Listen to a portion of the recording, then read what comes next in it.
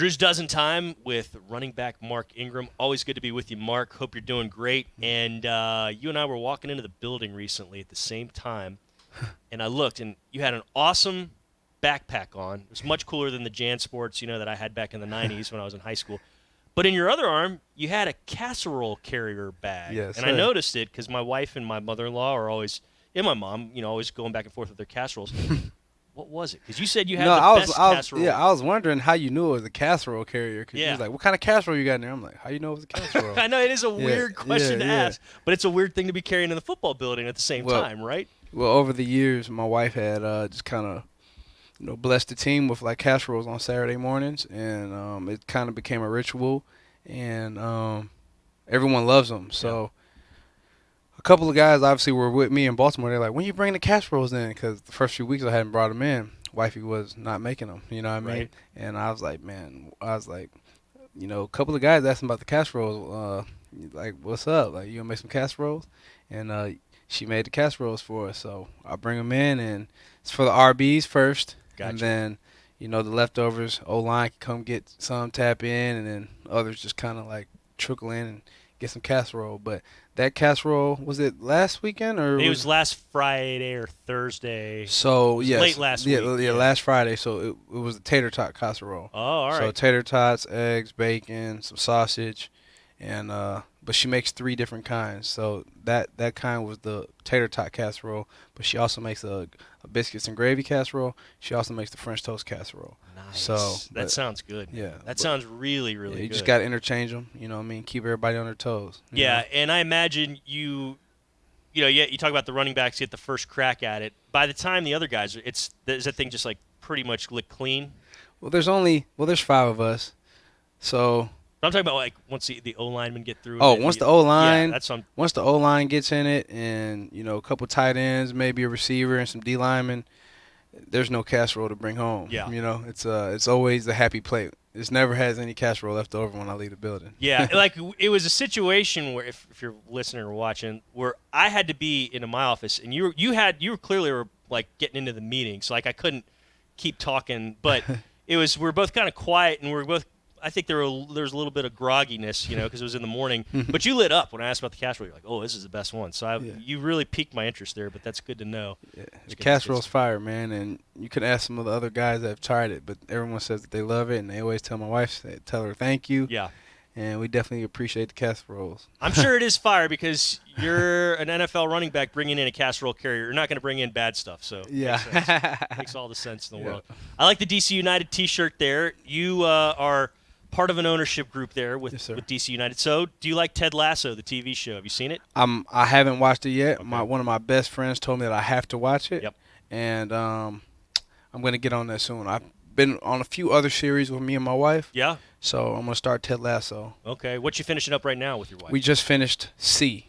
So SEE. Okay. What's like that about? C. It's basically, so sight was like in the world before them. So everyone's basically blind. Oh. But now that they're sighted people, and so like all the blind people think they're like witches, and like it's like witchcraft, and they're really bad. So you have these witch hunters trying to go through all these villages, all these towns, all these different areas of whatever type of world they're in, and they're trying to find the sighted people, you know what I mean, and because they want to kill them or they want to use them to their advantage of some sort. Yeah. I don't want to give you the whole plot, no, you know what I mean, because it's a good season that you should That's watch. pretty serious stuff right there, yeah. But everybody's blind. There's a few sighted people, and basically the village is trying to protect their sighted people. Okay. Because it's one of the main leaders of the village.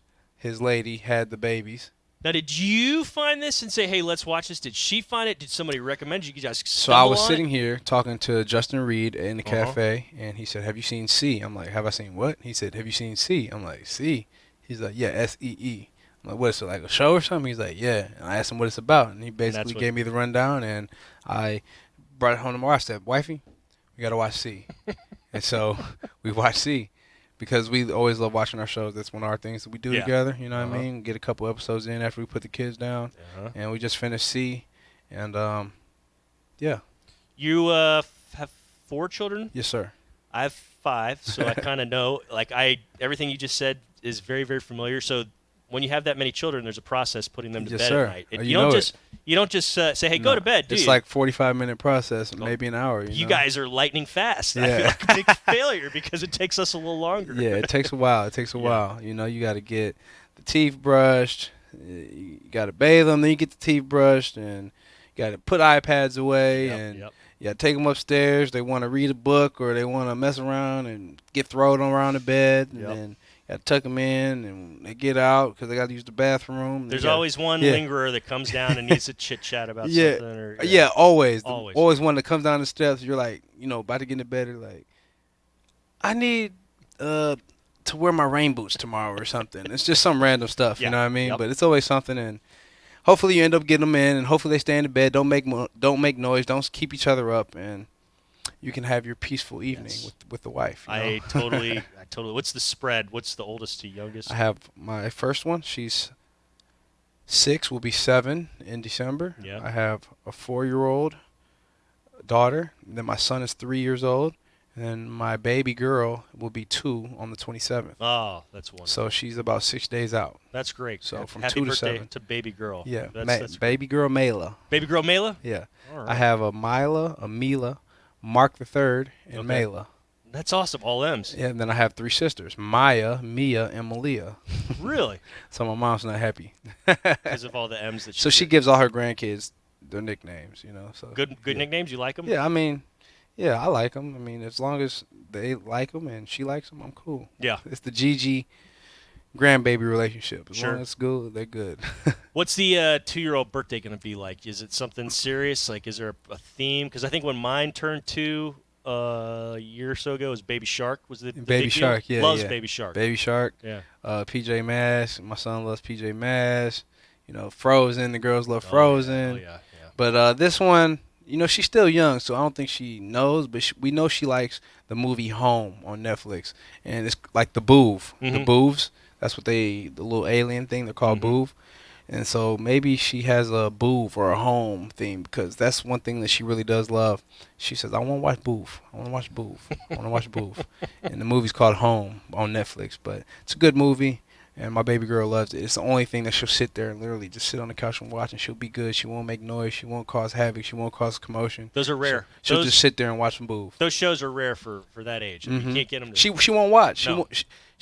Nothing keeps her attention long enough. She's down. She's running around. She's messing with her sisters, her brother. But this one movie just keeps her locked in, and she wants to watch it all the time. And whenever stuff is crazy and hectic and she's tripping, I just turn on Home. And she watches Boov. Yeah. So it's great. That's great. Back a little bit to soccer. So I like soccer. I was lucky enough I got to study in the country of Spain when I was in college. And I went to a game there, and it was eye-opening because I'd gone to baseball games and football games here in America, but never a soccer game in Europe. And the first thing I noticed was, this is 1998. I'm old. I was walking up to the stadium, and there's a guy with a full machine gun, riot gear, all that stuff. And I was like, wow. Where were you at? This was in Madrid, Atletico Madrid. Yeah, it wasn't Real. I went to both games, or both teams, but this is the first one. It was Atletico, and it was awesome. Yeah.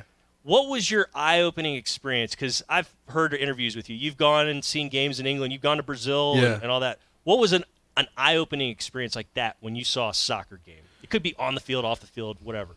It was definitely the World Cup when I went to Brazil for the World Cup. Just going to experience that was insane.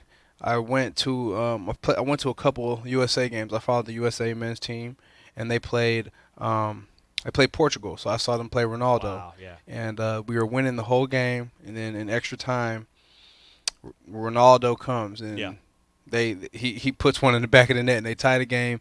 And instead of us winning that game, we end up tying, which we don't get the points we need to get a lesser opponent. We had to go play Germany. I actually followed them to Recife, Brazil, and they played Germany, and the Germans were crazy. They were just tactical. Yeah. And but the one thing, I went to a watch party because we had went to the USA games. We had went to like a Switzerland game before, but we had went to a watch party because Brazil was playing. Oh yeah. But they were playing like far away. You know what I mean? I was coming to watch USA, but Brazil was playing like somewhere further away. And people, I don't know if everybody realizes that's a massive country land-wise. There's lots of big cities all over the place. Of course. Yeah. So it wasn't drivable. No. It wasn't flyable. it was flyable, but we couldn't get there in time from the games that we were coming. So we went to a watch party, and it was just like it was a huge big screen and just like bleachers, but they had like these like kind of like suites up top, and the place was just insane. The place was going crazy. Brazil scores a goal. The place is going absurd. The place is going crazy, and just how much they love their soccer and how much they love their national team. Yeah. You know, and with Neymar and all those guys that they had, it was just an insane experience, man. So I think that World Cup just kind of, lit the fire even more for soccer. And then I've been to an Arsenal game in England. Big deal. The game I went to here, Mexico versus Canada, Mm-hmm. that game was insane. I have never heard this stadium as loud as I've heard it during a Mexico game. It was one I went to was in 11. Chicharito, he got the ball and he was on a breakaway. I thought the roof was going to come off. Man, so it was tied. It was maybe 2-2. They were in extra time. It was probably a minute to go. You know what I mean? And Mexico hits a corner. They put one in the back of the net. The place goes insane. They're throwing beers. They're throwing Dippin' Dots, whatever's in their hand, popcorn, whatever's in their hand. It's in the air. I'm looking down. My wife's looking down. She got some creamy white stuff on her arm. I'm like, what is that? Like, ugh. Like, you know what I mean? It's beers everywhere. I walk in the next day. The whole place smells like beer. Yep. You know what I mean? But that was like an international experience, and it was right here in NRG. So don't sleep, guys. If you weren't here, you definitely missed a treat. Don't sleep. You're not joking on that one. Yeah. That's for sure. December 21st is your birthday. Yes, sir. There's some interesting people born on your birthday. You've got Chris Evert, the tennis legend. You've got Florence Griffith Joyner, a.k.a. Flojo. I know you know who that is. Flojo. Because you're a track guy. Yes. We're back in high school. Yeah, Flojo. As well as Samuel L. Jackson, Yeah. the actor. Yeah, I know that one.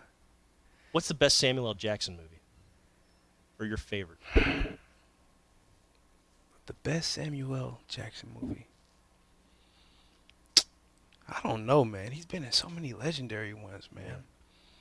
What's yours? I like the one where he gets his bank account deleted by Ben Affleck. I can't even remember the name of this, but he pretty much goes bananas, and then and Ben Affleck realizes that I shouldn't have done that. Right. But I can't remember the name of it. That's what I'm thinking. I'm like, we need the names of some of the movies because I've watched so many of them, but he was good in that Die Hard one. Die Hard was good. Third Die Hard one. What else, man? He was just in one recently. I saw that. It was. I liked really all good. the Star Wars ones he was in. Star Wars is always Obviously, legendary. I mean, the Pulp Fiction is the Star Wars is always legendary. Always. I love Star Wars. Got a favorite Star Wars character? Mine's Chewbacca. I was about to say Chewbacca, but how can you go without Luke Skywalker or Anakin Skywalker? Yeah. You know what I mean? Well, Anakin he turned out kind of bad there. He did. He for a did little turn. bit. He did turn out bad, but Helped erase it on a planet. he was a great character though. Okay, let's go rapid fire now. What was your first job? Cutting grass. Yeah? Yeah, I never had a real clock in. I never punched the clock. That's a real job, though. Yeah, I'm not going to diminish cutting grass. I was cutting grass. I cut grass. I shoveled snow. How many lawns could you get in a day? I'd do like 5 or 6. That's a long day. know. Yeah, that's a long day. My uncle would take me and we'd get it done, and he'd give me like $20 or $30 and per lawn, and I'd end up with like $100 for the day. And I was 12, 13 years old, and I was rolling in the dough. Oh man, you know what I mean? 12, 13 years. That's like the equivalent of making $80,000 if you're an adult. You know. You can't tell anything to a 12-year-old if they have $100. No. You know what I mean? I'm like, I don't need you for anything. How much did you save? How much did you spend on stupid 12-year-old stuff? I spent most of it on stupid 12-year-old stuff like candy and maybe a video game from GameStop. Yeah, that runs you $40 right there. That's so serious, yeah. You got 60 left after you get candy and some ice cream, maybe a pair of shoes. You need to cut some more grasses. You're like, when can I cut grass again? First concert, best concert. My first concert. That's a Ted Lasso. He asks that question sometimes. But first concert. I don't know. You don't know. What's the best concert you ever seen? I went to The Weeknd, and that was a really good one. Boy, that guy can. He can go. He's a great performer, and he sings straight in the microphone. Like there's no music and people just lipping it. He's singing straight into the microphone. No Milli Vanilli. Yeah, so you can just tell how talented he is, and so that was probably my favorite one. That's a good one. Greatest invention ever. My greatest invention ever. Or no, Just the greatest invention. the greatest invention But ever? if you have the greatest invention, I'll take that too if you want. The greatest invention ever has to be aircraft, Okay. like flying. Yeah. I like that. Yeah. Favorite exercise in the weight room and least favorite exercise in the weight room. My favorite exercise in the weight room would have to be, I don't know if I just love any exercise. Like, Right. I do it because I need to do it, and it benefits me, and it's good for me to do it. But I probably had to say, biceps, Biceps, triceps, triceps, get the gun show going. anything you're just like, I got to do this now. Getting up under the squat bar, you know what I mean? You got to load that back up, get up under that squat bar, sit deep in the bucket, come back up. Just give you a headache. The veins start popping up in your, temple area. That's always a tough one. Okay. Halloween's coming, so we'll wrap up with that. Favorite Halloween candy? Favorite Halloween candy is Snickers, Reese's, Skittles, Starburst, Nerds. One of those. What do you just like, I didn't want that in my bag or my bucket? I mean, probably like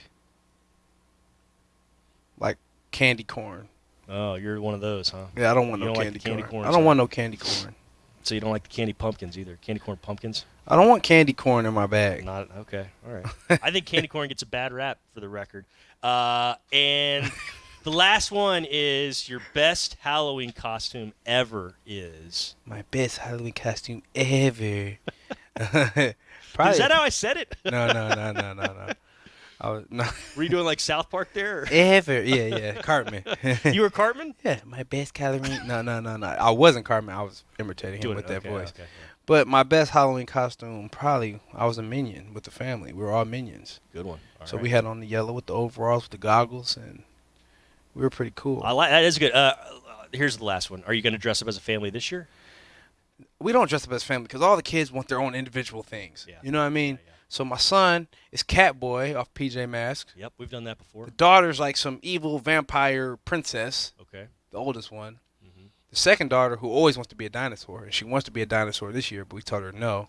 She is now being, I'm not sure, maybe a princess or something. It's a big departure from dinosaur. Yeah, because she always wants to be a dinosaur. Right. So last year, they didn't have dinosaur, so we just ordered a dragon costume, and she thought she was a dinosaur. So that's close. She yeah. thought she was a dinosaur, but she was really a dragon. But, and then the baby will be a PJ Masks character with my son.